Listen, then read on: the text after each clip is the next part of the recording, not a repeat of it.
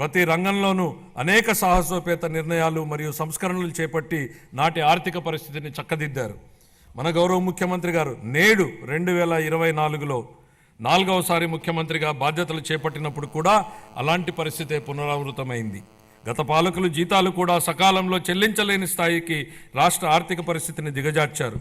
రాష్ట్రంలో అన్ని అభివృద్ధి కార్యకలాపాలు నిలిచిపోవడంతో రాష్ట్ర ఆర్థిక వ్యవస్థ కుప్పకూలింది. ఇలాంటి పరిస్థితుల్లో బడ్జెట్ ప్రవేశపెట్టడం క్లిష్టతరమైంది.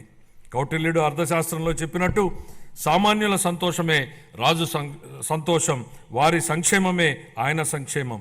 రాజు తన వ్యక్తిగత ప్రయోజనాలు సంక్షేమం గురించి ఎన్నడూ ఆలోచించకూడదు. ప్రజల ఆనందంలోనే తన ఆనందాన్ని పొందడానికి ఎల్లప్పుడూ ప్రయత్నించాలి. నందరాజ వంశపు దుర్మార్గపు పాలన తర్వాత సుసంపన్నమైన మరియు న్యాయపాలనను స్థాపించడంలో చంద్రగుప్త మౌర్యుడికి కౌటిల్యుడి మార్గదర్శకం వహించినట్లే గత ప్రభుత్వ పాలనలోని విధ్వంసకర విధానాల తర్వాత గౌరవనీయ ముఖ్యమంత్రి గారు పారదర్శక సంక్షేమం మరియు శాంతి భద్రతలతో కూడిన పాలనతో ప్రగతిపథం వైపు నడిపిస్తున్నారు. మన రాష్ట్ర పునర్నిర్మాణం కోసం ముఖ్యమంత్రి గారు నిరంతరం శ్రమిస్తున్నారు. మన రాష్ట్రంలో లభ్యమవుతున్న మౌలిక సదుపాయాల అవసరాలను బేరీజు వేసి కొత్త ఆర్థిక వృద్ధి అంశాలను గుర్తించి కొత్త విధి విధానాలతో రాష్ట్ర పురోగమనానికి కావలసిన విధానాన్ని సంస్కరణలను తీసుకువచ్చారు. గౌరవ ముఖ్యమంత్రి శ్రీ నారా చంద్రబాబు నాయుడు గారు మన రాష్ట్రాభివృద్ధి కోసం 1990వ దశకంలోనే విజన్ 2020 డాక్యుమెంట్ను రూపొందించారు.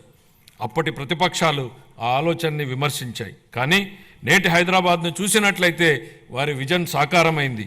ఇదే ఆయన దార్శనికతకు సామర్థ్యానికి నిదర్శనం.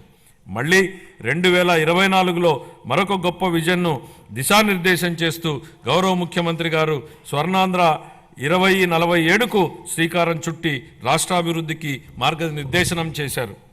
15% పైగా రాష్ట్ర స్థూల దేశీయ ఉత్పత్తి వృద్ధి రేటును స్థిరంగా సాధించడం, తలసరి ఆదాయాన్ని పెంచడం, పేదరికాన్ని రూపుమాపడం ద్వారా అభివృద్ధి ఫలాలను అత్యంత అణగారిన వర్గాలకు అందించడమే దీని లక్ష్యం. మా ప్రభుత్వం స్వర్ణాంధ్ర 2047 దిశగా పనులను మొదలుపెట్టింది. ఇందులో భాగంగా పాత విధానాల్లోని లోపాలను సరిచేస్తూ నూతన ఇసుక విధానం, ఎక్సైజ్ విధానం, ఆంధ్రప్రదేశ్ పారిశ్రామిక అభివృద్ధి విధానం లాంటి ఎన్నో విధానాలను తీసుకొచ్చింది. అప్పులు చేయడమే తప్ప అప్పులు తీర్చడాన్ని మరిచిన గత ప్రభుత్వం తప్పుడు విధానాలను సరిచేస్తున్నాం. ప్రభుత్వం కాంట్రాక్టర్లను బ్లాక్ లిస్టులో పెట్టడం చూసాం. కానీ గత పాలకుల విధానాల వల్ల ఆంధ్రప్రదేశ్ ప్రభుత్వాన్నే కాంట్రాక్టర్లు బ్లాక్ లిస్టులో పెట్టి పనులు చేయడానికి ముందుకు రాని పరిస్థితి ఏర్పడింది. ఈ పరిస్థితి నుంచి రాష్ట్రాన్ని తప్పించాం. 24 నుండి రాష్ట్ర ఆర్థిక వ్యవహారాలను సమర్థవంతంగా నిర్వహించడం ద్వారా రాష్ట్ర ప్రభుత్వాన్ని గాడిలో పెడుతున్న విధి విధానాలను ముచ్చుకు కొన్ని తెలియజేస్తున్నాను.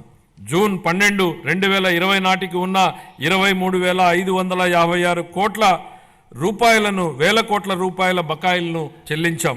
అధ్యక్ష, గత ప్రభుత్వం 93 కేంద్ర ప్రాయోజిత పథకాలను నిలిపివేసింది. 9,371 కోట్ల రూపాయల బకాయిలను చెల్లించడం ద్వారా 74 పథకాలను మా ప్రభుత్వం పునఃప్రారంభించింది. దీనివల్ల కేంద్రం ప్రభుత్వం నుంచి మన రాష్ట్రానికి మరిన్ని నిధులు అందాయి. నీటిపారుదల, రహదారులు మరియు ఇతర పనులకు సంబంధించి 12,735 కోట్ల రూపాయల బకాయిలను చెల్లించడం వల్ల రాష్ట్ర ఆర్థికాభివృద్ధి పునరుత్తేజితమైంది. పంచాయతీలు మరియు మున్సిపాలిటీలను బలోపేతం చేయడానికి 2,793 కోట్ల రూపాయల ఆర్థిక సంఘం నిధులను మా ప్రభుత్వం చెల్లించింది. ఎన్టీఆర్ భరోసా, ఎన్టీఆర్ వైద్య సేవ మరియు దీపం 2.0 పథకాలకు 31,613 వేల కోట్ల రూపాయలని మా ప్రభుత్వం విడుదల చేసింది. మన రాష్ట్ర అభివృద్ధికి ఎన్డీఏ కట్టుబడి ఉంది. గౌరవ ప్రధానమంత్రి శ్రీ నరేంద్ర మోడీ గారి సహకారంతో పోలవరం నీటిపారుదల ప్రాజెక్టు మరియు అమరావతి రాజధాని ప్రాజెక్టులను మా ప్రభుత్వం మళ్లీ పట్టాలెక్కించగలిగింది. 23-24 ఆర్థిక సంవత్సరంలో మూలధన పెట్టుబడుల కోసం కేంద్ర ప్రభుత్వాలు రాష్ట్రాలకు అందించే ప్రత్యేక సహాయంలో అయిన ఖర్చు కేవలం 4,090 కోట్ల రూపాయలు మాత్రమే. 24-25 ఆర్థిక సంవత్సరంలో మన రాష్ట్రానికి గణనీయంగా 7,200 కోట్ల రూపాయల మేర కేటాయింపులు పెరిగాయని గౌరవ సభకు తెలియజేయడానికి ఎంతో సంతోషిస్తున్నాను.